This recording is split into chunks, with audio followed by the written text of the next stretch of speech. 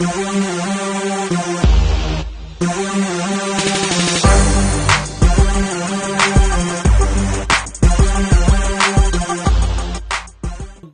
we back at you like a bad piece of code back in Rev 1. Haha.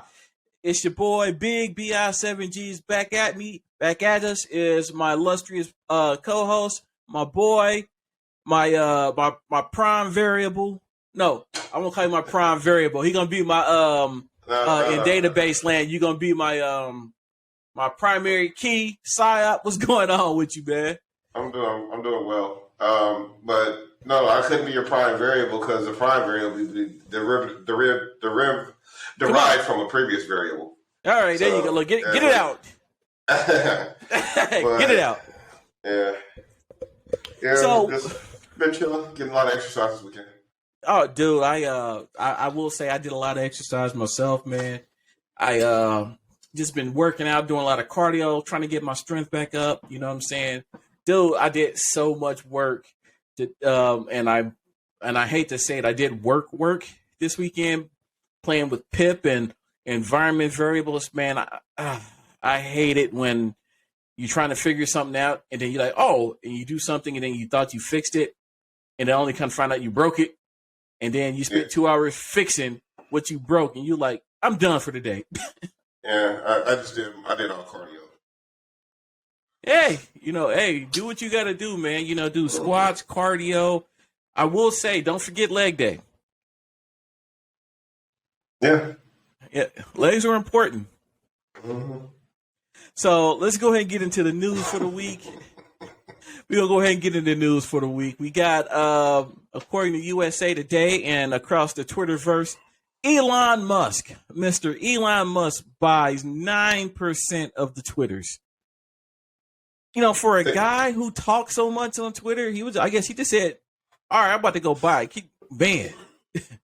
Well, he didn't buy it. He just bought controlling shares so he can get a seat on the board.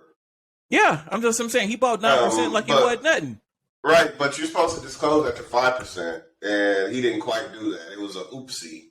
He got that other 4% like a day later and was like, okay, disclose. They're like, no, bro, you can't do that. So he's going to pay you a small fine. But it was a master move, though, because now he got his own media outlet for real. No. I mean, he makes decisions about who can stay and who goes and all that stuff. Once you're on the board like that, shit rolls downhill. I mean, but here's the deal, though. If you own the board, he owns 9%, right? Mm-hmm. He owns 9%. What about that other 91% that's hanging out there? They would have to get together enough people that own shares to try to get together a board and pull a coup. But 9% of something like Twitter's, that's actually a lot. Buffett owns pretty much Coca-Cola or controls Coca-Cola. He only owns 5% of Coca-Cola. I think he picked up like 5% of Apple too. Like, you don't have to own 100% of these companies. You just got to have enough share to take over the board. The board has what to make, where to make it, and what to do with the profits. Well, what do you care about with a company if you control those three things? I mean, but what about? All right, I'm kind of go diverge a little bit. So the CEO is beholden to who? The board. The board is everyone's beholden to the board. The board represents the shareholders. And that's what I was kind of going with because with a lot of these bigger companies, I have this argument all the time, and I go, when you go up the management hierarchy in these large organizations, one of the things that happen is as you go up, the loyalty to the employee goes down, and then you get your loyalty switches towards shareholders, a la the board. Because when you at that high level, dude, they're the ones that's saying, hey, you need to make money. If you ain't making money, we have the power to fire you, which now means that person's livelihood is in jeopardy. Right, I hear you, but the thing is, companies that have that mentality of switching over, or where upper management switch over and only holds the interests of their shareholders, those companies won't last. Like, literally, as you move up the ladder, you should be improving processes on the way up, so that you don't have to forget about the average worker. You would think so, but I've just been in situations where. So all right, I'll throw this one out there at you. The board expects an X amount of return on their investments, right? So what happens when you have external entities, let's just say, i.e., fuel prices are going up, right? So fuel prices are going up, and they're going to say, Psyop, you the CEO, what are you doing to make it so that I understand that things happen that are outside of your control, but what are you doing to ensure that we still make X at the end of the fiscal quarter? Oh, I probably would have had fuel futures in our treasury. Because you think about it, it's think about it. That was like literally the move for the Southwest pool. Like that's how Southwest was able to do those $59 flights. When oil was like dirt cheap, they went out there and bought up all futures, and then oil jumped up to like $150 a barrel, and everybody else was Southwest started killing the game at that point. Oh, we ain't got no bag fees. We got dollars, and they're like, well, what about carry? What about the fuel prices? Oh, we ain't got no problem. They sit there with just a stack of paper that says, 100 gallons of fuel, 100 gallons of jet fuel. Hey, go ahead and wheel that on out there, partner. Go ahead and wheel it on out. We got that. It's kind of funny you mentioned that because I was just thinking about taking a flight on, and usually I ain't gonna lie, right here into whatever DD you believe in. I ain't gonna lie. I am an avid Spirit flyer. When I go to Vegas, 4-hour flight from here to Vegas is straight, and it's only like $79. Hell yeah, I'm gonna take it. Now, granted, I'm in that mug like a can of freaking tuna. But hey, well, I'll be all right once I get there, stretch my legs out. I'm good to go. I don't need all the flights I don't need all the luxuries like comfort and room. See, now that's one thing. Like when I fly discount, I like to fly. There used to be Frontier. I think we flew Frontier when we went down to Miami, didn't we? No, I flew Spirit. You flew Frontier, and even then, I flew direct to Miami. You flew over to Fort Lauderdale and caught like a transport or something over to Miami, South Beach. I flew right into Miami. No, I flew into Fort Lauderdale. You're right, and then I forgot we took a cab. Yeah, because Spirit. Hey, Spirit is not an endorser. They're not a sponsor of the Debug build. But if you ain't looking for comfort, they'll get you there. Dude, they'll nickel the dog to hell out of you. Frontier is actually a really nice discount airline. Hey, they just bought Spirit. Did they? Yeah. Maybe they upgrade them because I used to love it when they came out of Dayton International. Yeah, I think I read that they stopped it. Huh? I think I did read they stopped their flights out of Dayton. Yeah, it was convenient because when I was flying to the West Coast, those were the cheapest and most comfortable flights. Had in-flight movies in the back of the seat and all that stuff. These are for regionals. This ain't even across the country. I'm like, man, this is nice. Yeah, for a couple bucks. I think I was only paying like $150 a ticket or so. Dude, hell yeah! When it's like, dude, it costs you $200 to drive and time. Screw that. All right, look. Enough about our travel vaunts, man. One of these days, man, we gotta put together a joint show. I gotta come down there. We gotta link up in the studio and do a face to face, like an Undisputed or something, where we we do one of them. We gotta get some promo shots. Then second, what the hell kind of word is that? We have our other story for this week, which is brought to us by The Verge. Robinhood opens up their crypto wallet waitlist. This could be kind of sort of a game changer. Because I know in the past when I've had to try to onboard USD into crypto, I had to go through 4 or 5 different hoops to get it to where I wanted it. And even Robinhood was just, you could buy it, but you couldn't do anything with it. You could just buy it and sell it. You couldn't actually buy NFTs or anything like that. From what I understand, and correct me if I'm wrong, are these wallets just sitting on the chain now? Well, basically, all it is going to be integration with the chain. So the cryptocurrencies that they support, they're going to have to support their basically their wallet formats, and then that's just going to basically you're going to send crypto from one wallet to another. So Robinhood is the first wallet, which is your on-ramp wallet. Then you got the other wallet, which is your external wallet. Okay, so once you got your external wallet, like your MetaMask or Exodus or something like that, now your crypto's in the wild. Most likely, the user's going to want they're probably going to want to be in like a MetaMask or a Trust Wallet or something because they're going to want to buy some NFTs or something like that. So, but you think it's a game changer though? Oh yeah. Because it's a lot more Americans have become investors.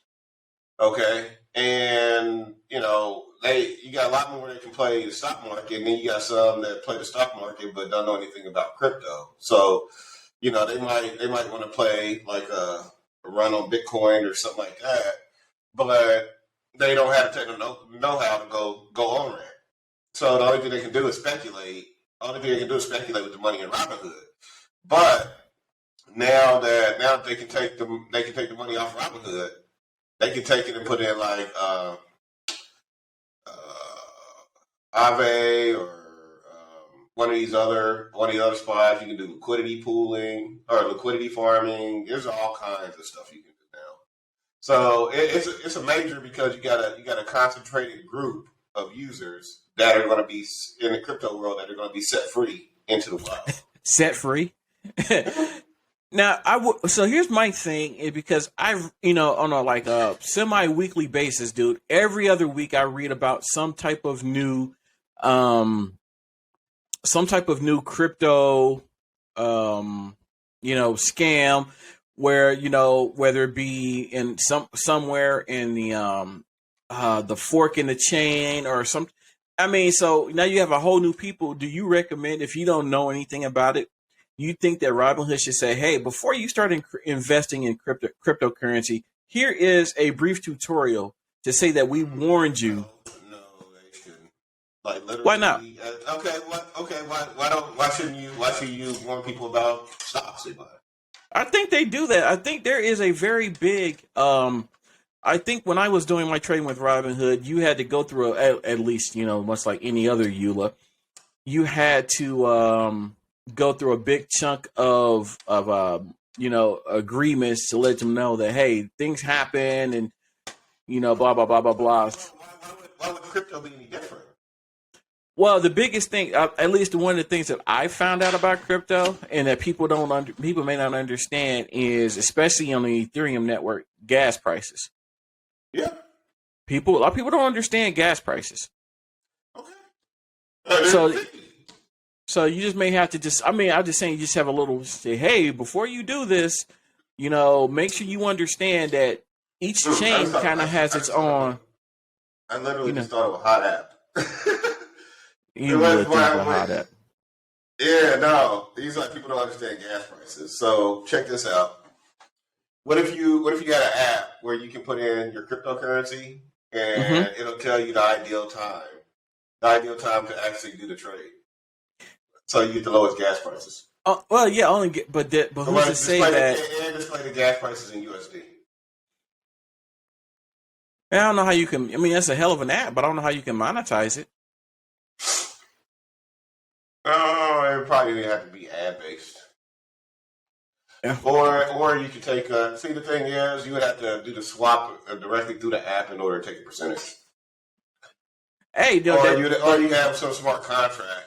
You can have a smart contract that one of these days we may have to break down smart contracts, because a lot of times a lot of the things that I read revolve around people not understanding the contract. But that's a subject for another day. So, Saab, you ready to get back into the technocracy? You ready to drop that knowledge on us? Yes, I am. All right, so we're going to go ahead and get into the deep dive.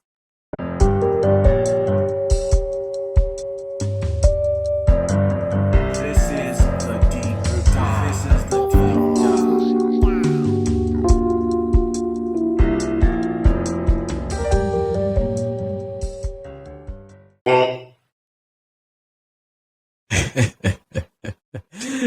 Ladies and gentlemen, we're back. We're back with the deep dive with Saya. Saya, what is this week's technocracy? This week in the technocracy, we shall be covering politics. So you mean them lying people that we vote for? Actually, in the technocracy, we get rid of them.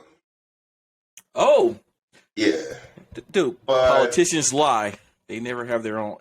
Politicians, just in nature, they can't be themselves. Well, see, the thing is, politics. No, there's a book by a guy named Karl Popper called "Open Society's Enemies and Its Enemies." What the hell did you just say? Say that again, because I heard Karl Popper, "The Open Society and Its Enemies." It's a good book. Power Systems by Noam Chomsky. Manufacturing Consent by Noam Chomsky, and I think it's Hal Thurman.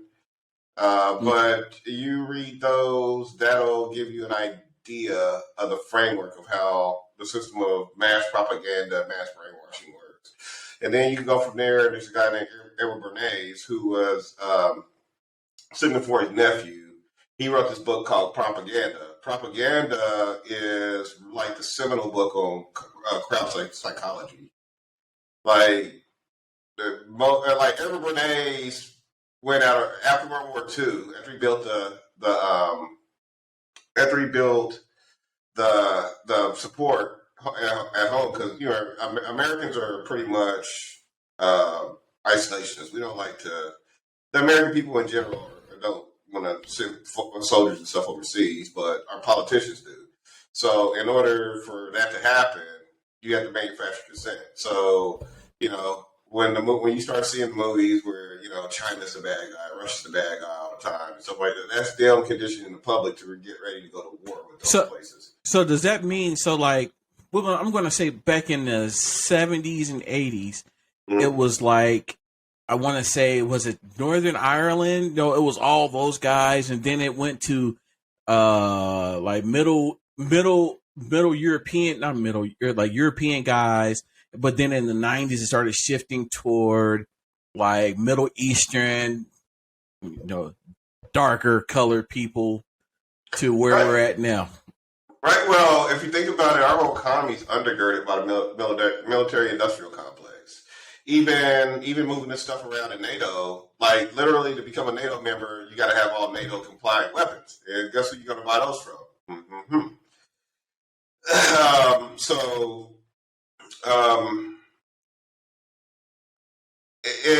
It's like it's an advanced jobs program. Is what I'm saying. Like you can't just have no war. And the way our economy is set up, the U.S., you can't. We would collapse in a no war state, in a peacetime state. You trying to say that the U.S. always got to have beef with somebody? Yeah, that's why you always have to roll the enemy. That's why it went from the Germans, which are it went to the Germans in World War II. Then it rolled from Germans to the Russians. Then it rolled from Russians to the Middle Easterners. Then it's going to roll from the Middle Easterners to China. And then, actually, China and Russia now. Oh, I forgot all about South America. We did a bunch of stuff down there too. That was before China and Russia. Like we've been perpetuating this, but you can kind of look at the media and tell who they want to go fight. So you trying to tell me Predator has something to do with it? No, because Predator, they was in South America, right? But that was probably during one of the Dirty Wars or something. That it didn't have a direct. Oh yeah, no. There's concepts out there. There's Dirty Wars. There's the concept of blowback. There's this thing called the Forbidden Bookshelf.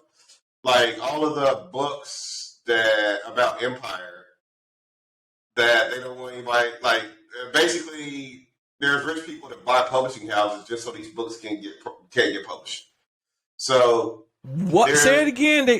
People buy books so they won't get published. By the publishing companies. Oh, so in other words, so kind of like, what was it? Trump bought something he bought a magazine or something from somebody, or bought the story so that it couldn't leak it out from him. Are you talking about something around that line? No, I'm talking about Big writes a book that tells the truth about everything. And Big goes out and says, say you go to Knopf, like, hey, I want to publish this. Because I'll be like, hey, that's great. And then I come through like, yeah, Knopf is worth, say, let's call it $10 million. How about I give you 20? Take it off your hands. And then I take Big's book, and we're going to throw that on the shelf over here. And to me, I wouldn't care because I got my 20 mil, right? No, you're a publisher.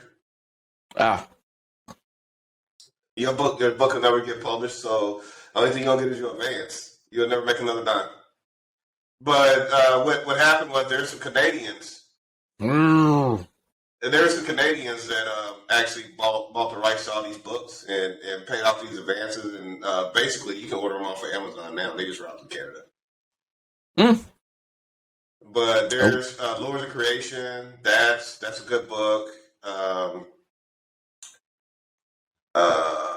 Blowback. That's one of the books. That's a good book. Like the guy that wrote Blowback, that book is probably, call it 20 years old. 20 years ago, he's saying that 9/11 was going to happen. That's what the whole concept of Blowback is.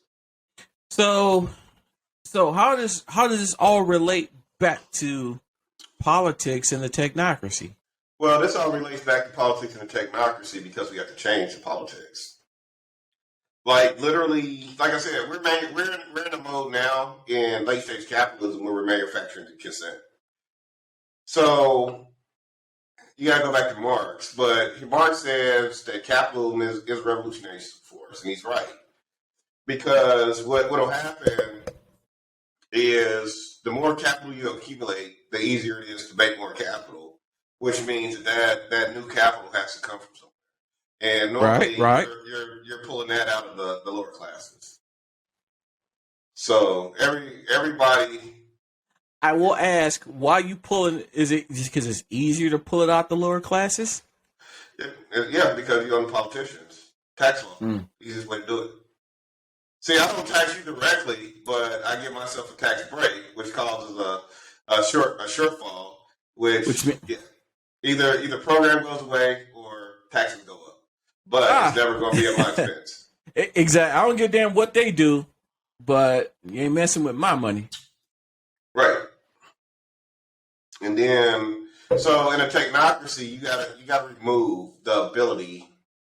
You gotta remove the ability for the rich to mass indoctrinate, which goes back to education and entertainment, because really we should be. You can indoctrinate your people with critical thinking skills. The only thing is, like, about a generation or two out from that, in terms of a technical or not a policy change, but a political change, what'll happen is, like, the secondary and tertiary generations, what they'll do is they'll start trying to solidify their place higher in the hierarchy instead of wanting to do it merit based. Okay. So that'll cause a division like we have now. Like, notice that most of our politicians and stuff, they're all from well-to-do families or from politics. Majority of them, I will concede that. Yeah, there are some that are homegrown that, especially. It's my dude. Well, I was gonna say, because there are some that they don't trust anybody from outside their neighborhood. Mm-hmm. So it's like, we don't know, dude. He didn't grow up here, but this person been here for the last 20 years, and we gonna vote for them because they can understand the struggle in our jurisdiction, so to speak. So that's why I like the whole locale system. Let me ask you this question, because it kind of brings up a question that is floating around in my actual area, which is they're talking about, like, if you're a police officer. I know it's kind of off topic, but if you're a police officer, you actually have to live in the area that you're policing. I agree with that. But I was like, the only problem with that is what happens if that person, like, I mean, I'll just throw it out there. I don't know if anybody has seen East Cleveland. I don't care what nobody say. If you live in East Cleveland, you live in a freaking dude. So, side note, the politics in East Cleveland is so bad that they begging Cleveland to take them back because the residents, there has such a so many people have left East Cleveland that they really can't even afford to pay emergency services and things like that. So how can you have if I'm supposed to live in East Cleveland, how can I, I don't want to live in East Cleveland, but yeah, you're trying to tell me I have to live here in order to be a police officer. Right, but so you don't want to live there, but you want to go in there and be the enforcement arm of the state. That's not going to work out well. That's why you get the police brutality and stuff like that. See, that'd be like okay, put it like this. We lived on Euclid. What if they said, okay, Big, we need you to go out. We need you to go over and police St. Agnes. All right, you'd have been over there beating people and all. You wouldn't care. But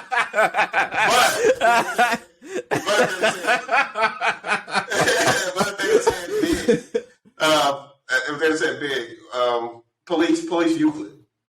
You go police Euclid, but. It's not gonna be as strict. It's gonna be like, hey man, you can't do that over here. Go over there and do it. Because you don't want them problems. Because you still got to see these people every day. Oh my God! The sad thing is, you are 100% correct. There are many comedians that have said that sometimes, hey man, you got to let them. I think it was Roy Wood Jr. that said you got to let a black man let a bigger go. You know what I'm saying? And I understand that. So here's a question. So politics from a technocracy standpoint, can you actually, or do you have to actually live in the municipality or area? Everything will be broken down into municipalities, and all decisions and stuff like that will be made within those municipalities. And I would want my first responders and all that stuff all living in the communities that they serve. I'm going to ask you a bad question, and I can see how this happening. You ready for it? Op? Yep. So what happens if that particular municipality is full of, I'm not going to say white supremacists, but I'm just going to say racists in general, isolationists, whatever. Oh, and then they vote those people. You're gonna have those enclaves. Basically, the way if you break it up in enough municipalities, it actually washes out like the fringes on the left and the right, for real. I'm just saying, because you have that now, because when you look at politicians now, and I'll be 100% honest, if you're you're in Mississippi, you got some hardcore people down there, mm-hmm. and you got to appeal to them to get their vote. So you may have to go out and say some outlandish stuff. That's the thing. It's all going to be local. So, well, yeah, I'm voting. They pay my vote. If they got local racist politics, it's really easy to deal with them. Like literally, you let them cast a vote. It's going to be a messed up vote, and it's just going to get washed out. Their vote is going to get washed out, and then people just stop doing business with their municipality. That'll start them out. The only thing they can do is get mad, and then they get violent, and then that gives the state a reason to take care of them. Now what you just said reminds me of a story my father told me way back when, which was when he was living on the land that his father was on, and his father and the guy were friends. Hey, how you doing, sir? Hey, how you doing? They hang out, whatever. But when other white guys would show up, he had to call them a whole bunch of N-words and stuff. But then when they left, he was like, "Hey, man, I had to say that because if I start, showing that we friends and treat you as equals, we, they start doing business with me." So what you just said is almost the equivalent of, of that same dynamic. Yeah, I'm talking about that, dude.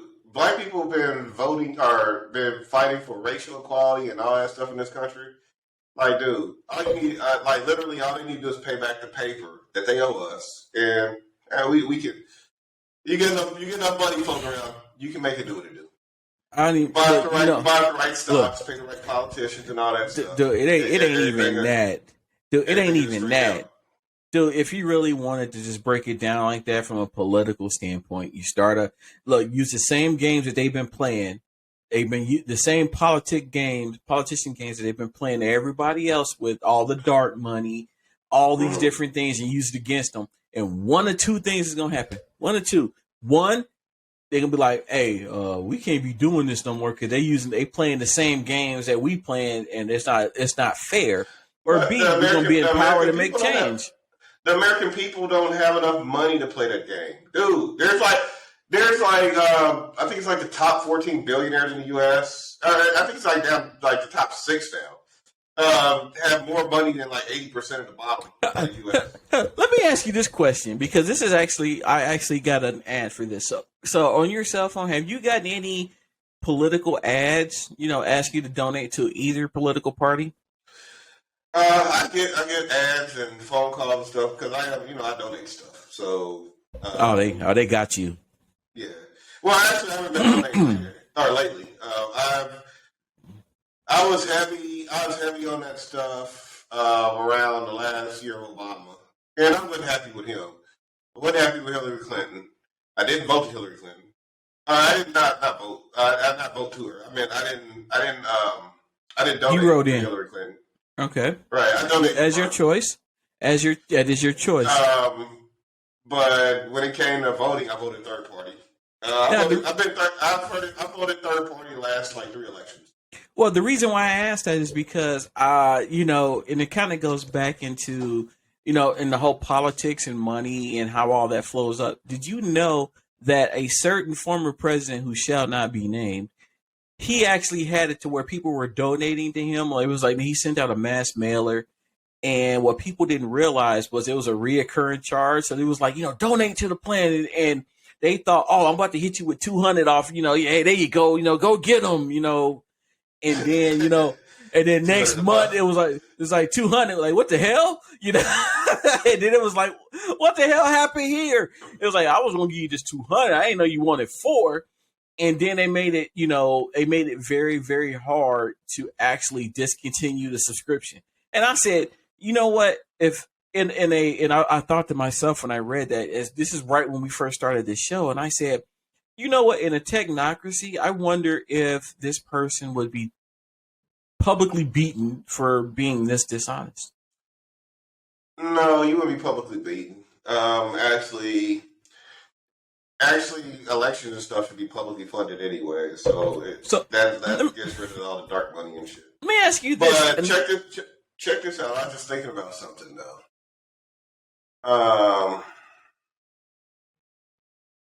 Come on, use your big words. No, keep going. I gotta think about this. So here's my question. If in a technocracy, would election day be considered a federal holiday? Actually, in a technocracy, you do it on your phone. I don't look, as much as I love technology, I am not there yet. And I will, if anything, biometric. Dude, I'm talking 3-factor, not 2-factor. I'm talking 3-factor. I'm talking about when you get set up, you have a PIN, you have maybe face, and maybe actually 4 password, thumbprint, face, and PIN, because no one person would probably know all 4. And if you don't know all of them, the other one is to vote in person.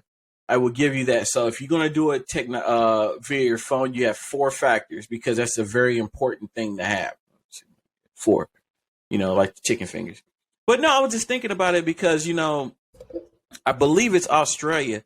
Australia is saying if you are a citizen, you got to vote. And if you don't vote, you get fined for not voting. Mm-hmm. I kind of like that because.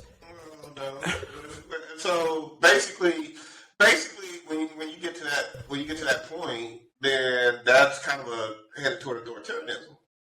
Because how are you going to find somebody for not voting when maybe they want to abstain? No, maybe, you know what? Maybe they feel like they have nothing to vote for. You know what? And even if that's the case, your job is to mark a box that says I abstain. That means that you have no reason to complain, but it still shows that you participated in the voting process. Right, but that's all I'm saying. Do they have an abstention option? Normally, what politicians do is they create an Overton's window, and they give you two bad options, and then you like, well, I don't like either option. Well, you got to pick one. And then you pick it, and then you pick an option like, well, you participated, and it didn't work out. Well, you know, hey, but you know what though? And I look at it either way, man. You know, if you abstain from voting, you participate in it. I mean, but it shows that you knowingly chose to not participate versus, you know what I'm saying? Oh, I had to work that day because they didn't give me the day off, and I worked 2 jobs and I can't afford to take off, or oh, I tried to go vote, but the line was too long, and, you know, or some other reason why to vote. You make it open as possible. And then if you don't vote, someone needs to come back. Hey, we know she didn't vote. What happened? And then if there is a loophole, or if I was in the hospital, okay, good, you know, whatever. But you make sure that everyone has a voice. You don't put barriers up. You're saying everyone has a voice, but a voice what? Like, literally, if you're not giving them any viable options, then what are No, you know, you have the option to abstain. That's all I'm saying. Is you chose to abstain. In our current systems, not many people allow you to abstain.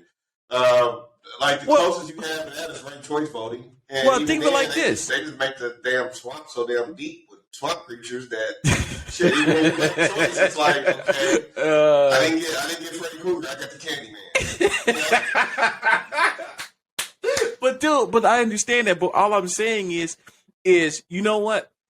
Right now in the American voting system, there are so many. I mean, there's so many barriers to voting that you don't know why somebody didn't vote.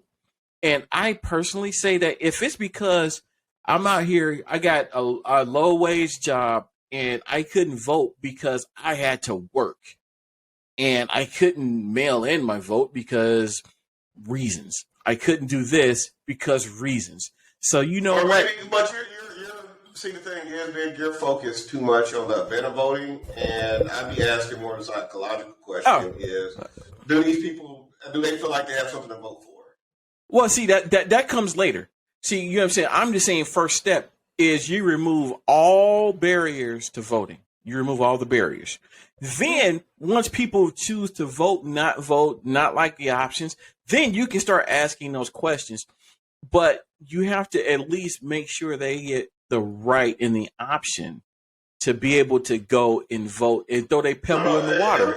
Every American should have the right to vote. Like you should be automatically, as soon as you turn 18, you should be automatically registered. Come on, preach. Come on. All that stuff. Like, but our system's not set up for that. See, Catholic the government is all about power. Like the favor you can dole out. I mean, that's what I'm saying. Like people laugh about the Hunter Biden laptop and say, "Well, we ain't got nothing, you know, particularly bad on Joe Biden." But hell, look at the context of all this stuff, dude. It don't look good at all. Look, I don't give a damn. But guess what? Give them people the right to go vote. You know what I'm saying? Like right now, they have the right to go vote. No, they don't. A lot of did you know? Are you talking about these this state cross check shit the Republicans running? Oh, I mean, just like for example, you know, like back in the, you know, what I'm saying, you know, back in the 50s and 60s, you know, and it was just blatant, like, hey, how many grains of sand is on the beach? Oh, I don't know. You know what I'm saying? Then now it's like, oh, you got to have a driver's license. But what if I don't drive? You know what I'm saying? It's all these. You put barriers up to make it so that you can't vote. Well, I wouldn't even say that's like this is like the dominant society becoming a what they're trying to do is become a majority minority. Basically, they know the numbers are dwindling here in the U.S. and they're trying to circumvent democracy. Like the next step is full authoritarianism. Like watch out for Rob DeSantis from. Well, think of it like this, dude. Did you not see just recently with the what sense does this make? Like, just with the Supreme Court lady, Ketanji Brown, they said, I think it was Lindsey Graham was like, she's fully qualified, da da da da. You know, I think she's a good fit for the job, but I ain't gonna vote for her. It's like, huh? Dude, that's Ketanji Brown is a setup. That's Paul Ryan's sister-in-law. I'm not saying I Do don't you know either who Paul Ryan is? Oh, you mean the ex-Speaker of the House? Yes, the racist dude. I have no illusions about what's going on there. I'm just saying that I just know that I just read what he said. He was like, "Hey, I think she's a good fit for the position, but because of my party over here, I can't vote for her." I'm talking about. That's him making an excuse, man. This is all political theater and games. They already knew they had the confirmation. Now, okay, who can take the hit? Who can take the hit for both? Oh, yeah, just like see who's strong, and then they look at my man. I would vote for you, but I'm not gonna vote for you. Don't help me. Psyop, that's kind of like you saying, Psyop, here's a job we think you'd be good. They take you through HR and everything. You go take your piss test and your aptitude test and your background check come back clean, and you say, we want to offer you the job. We think you would be a good fit, but you ain't got it. Why are you wasting my time? This is a little deeper than that, Big. I think you're looking at this one dimensional. Well, look, you want to bring back politics next week? Yeah, we can bring back politics. This is a good stuff because really, with politics, you're gonna span all of them. All right, so we gonna bring up politics next week. You ready to go ahead and get into some funny tech tales for the week, man? Yes, sir. All right.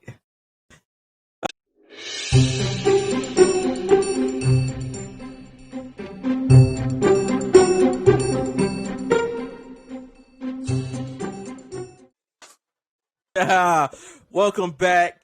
So, Op and I, we grew up in the 90s. So, Saya, do you remember back when we were younger? Do you remember taking games like Oregon Trail, Carmen, and in this, that was all on the floppy disk, and we used to just copy them, right?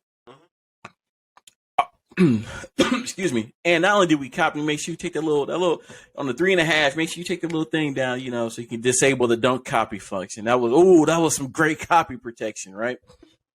That was awesome. We never thwart that. I mean, hell, if you want to know the truth, we thwarted VHS. We take a little piece of tissue and you put it in that little spot where you're supposed to break the tab so you can't record over it. Dude, we was malicious recording off the radio. Well, as we've gotten older, we do realize that is some form of piracy, right? But it's harmless piracy. So way back in the 90s, the anti-software pirates actually decided. First of all, do you remember the SIAA? Are you familiar with that organization?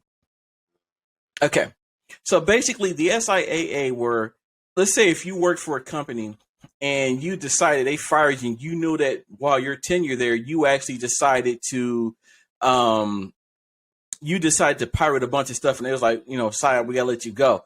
You could report that they pirated all kind of software to these people, and then you got paid, and they would go in and send a letter to say, hey, don't delete any software. We're coming in to do an audit, and that was what these people did.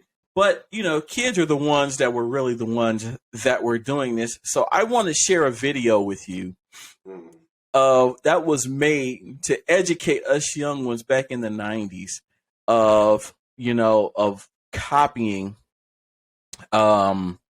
software. And you see my screen, right? It's coming up. Let me know when you see it. I see it now. Okay. So this is called Don't Copy That Floppy. What we gotta do is... Whoa. Are you sure you know what you're doing?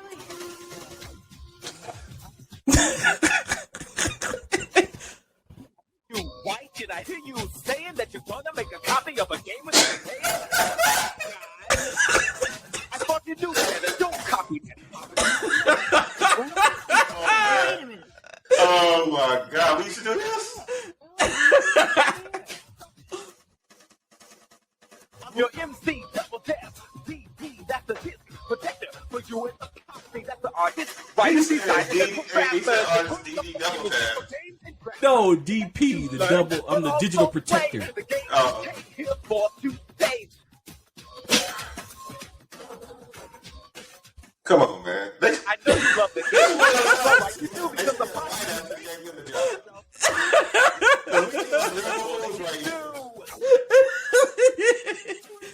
Copy. You say, hold on. Let's make a copy for me and a friend. Then he'll make one and she'll make one, and where will it end? One leads to another, then 10, then more. And no one buys any discs from the store. So no one gets paid and they can't make more. The posse breaks up and that closes the stores. Don't copy that floppy. So let me break this. Don't copy that floppy. No common San Diego, no more Oregon Trail. Texas and the others, they're all gonna fail. Not because we want it, but because we're just taking it. Doing the running man with them boots on. Yeah. Okay,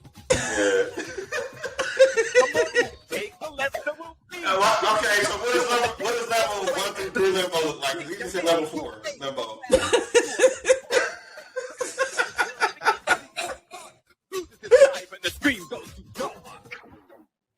I was still looking like he be doing math shots in between saying he was doing.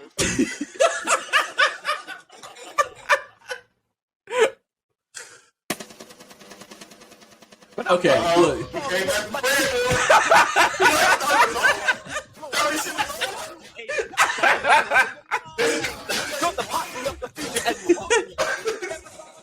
And in time, so much more. That's why I'm here and what I'm fighting for. Don't copy. Oh, don't copy that. He was tight with it. Cause I'm of the team. They'll explain a little more about what I mean. Okay. The game I just finished working on is called. All right. So look. So you ready? So you done with that one, right? Mm-hmm. So check this out. Now, because this came from the awesome Panda LP's YouTube page, I'm going to show you the remix to that. I want to show you a remix to that, and you just tell me how much it is. This is going to be hilarious as hell. There's one behind you. Oh, man. Crash, hash, and burn. Did I hit you right? Did I hit? Come on, guys. I thought you knew better. Don't come on that floppy. Wait a minute. Who the hell anyway?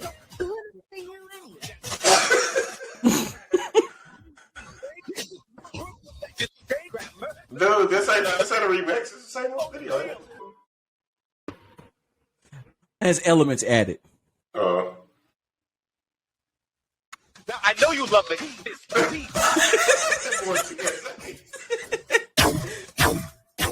One leads to another.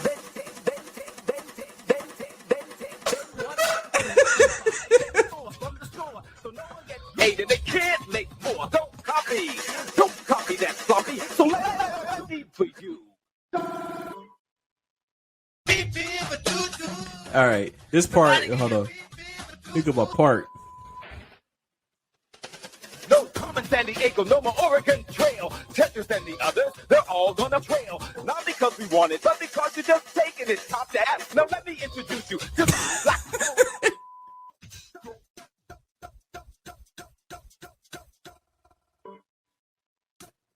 The game I just finished working on is called Neverwinter Country. You can't give that copy to a friend. You see, we have frozen time. The creativity of my all frozen to be copy that game. The work is free. Copy. Here it go. Come on, guys. Come on, guys.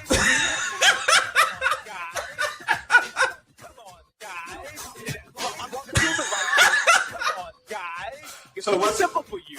The copy law, it will tell you to copy that floppy. Anything else is like going to the store, taking the thing and walking out the door. It's called Oregon Trail. Yeah, your boy hit the wrong button. My bad.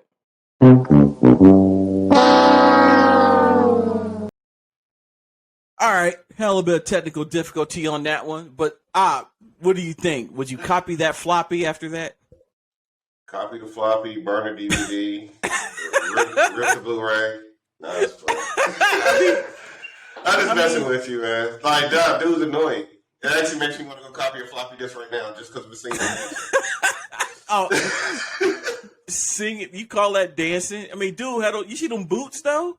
Yeah. Oh, dude, he had them. My lady Jodeci boots on. You can copy that floppy? Ooh, yeah. Oh, man. Oh, dude. What if I told you there was an actual part 2 to that? I would say, kill me now. Oh, no, nope, I'm going to kill you next week. But thank you, everybody. Huh?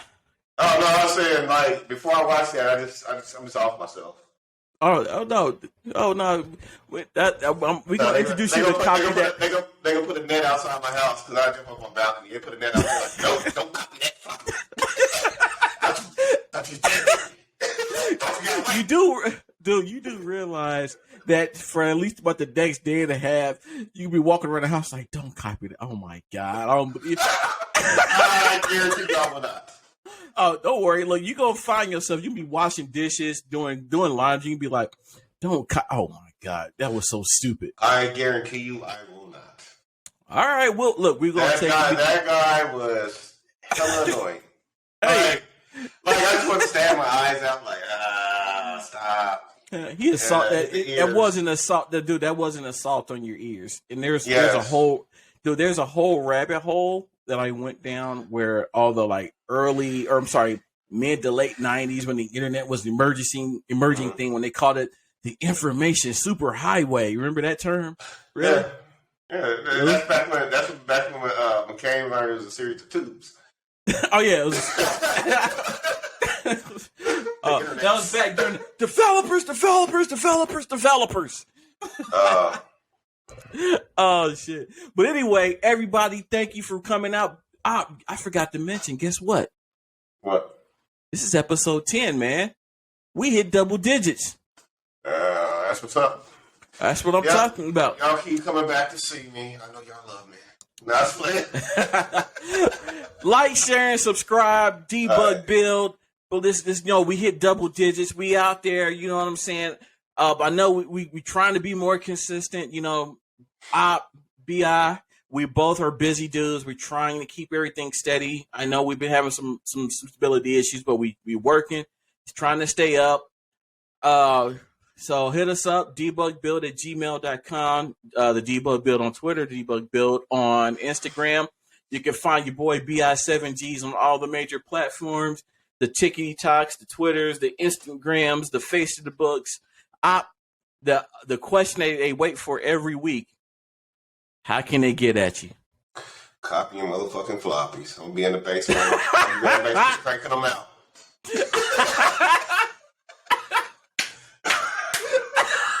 Look, that's where you gonna find me. 3.5. Hey, you do realize, back in the day, a 3.5 disc could destroy the world? Yeah. Or it could save the world. Actually, our nuclear weapons were run on 5.25 until recently. Sad thing, but you know what though? On the low, that actually is one of those security. Nope. We got to sign off the show. Yeah. We got to sign off. Like, share, and subscribe. We're gonna talk about that next week. We gonna introduce Op to copy that floppy 2. So we up out of here. BI7Gs. Peace. Psy up. Peace.